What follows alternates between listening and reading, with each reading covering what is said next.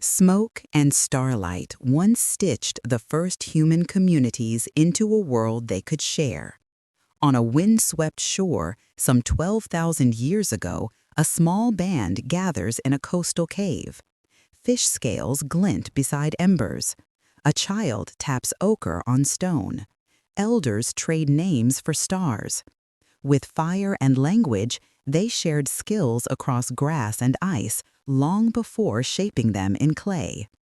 But then, seeds changed everything. Farming rooted people to the land, and from villages grew laws. This settled life invited the first states to rise. In fertile river valleys, scribes pressed wet clay, and rulers learned to count their people, their grain, their debts. Hammurabi etched laws in stone.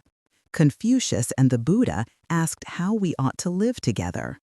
Temples and schools gave order a higher purpose.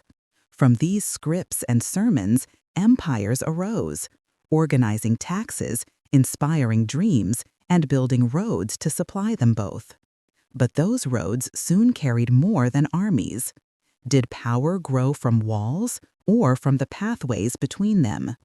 Caravans linked the Silk Roads to the sea, while camel bells crossed the Sahara at dusk. Merchants swapped textiles for tales and pepper for prayers.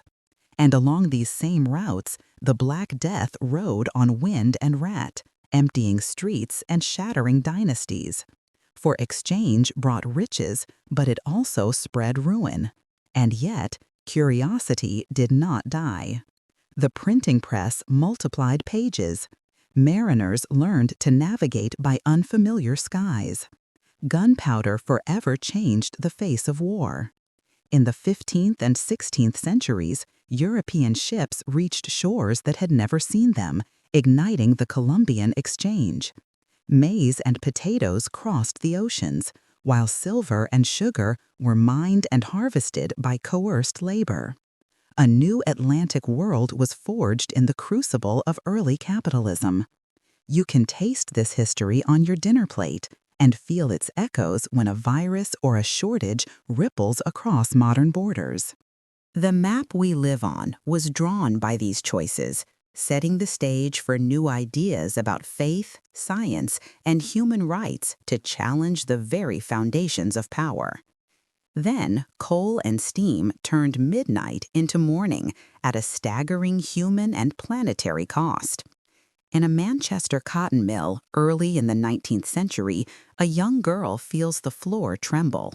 Looms hammer and hot oil fogs the air.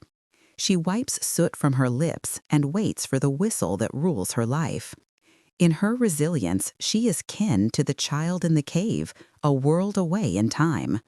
Fossil fuels and machines transformed work, cities, and the earth itself. Finance pooled the savings of strangers to lay down rails of iron, while standardized time began to regulate our days. Revolutions gave birth to nations, even as empires spread and met fierce resistance. New ideas took hold: nationalism, socialism, fascism. What happens when promises of freedom collide with demands for order on a global scale? In 1914, trenches scarred the landscape. By 1945, genocide and total war had enlisted everyone, from the ration line to the code-breaking room. Our fates had never been more deeply intertwined. Power shifted again. Colonies won their independence.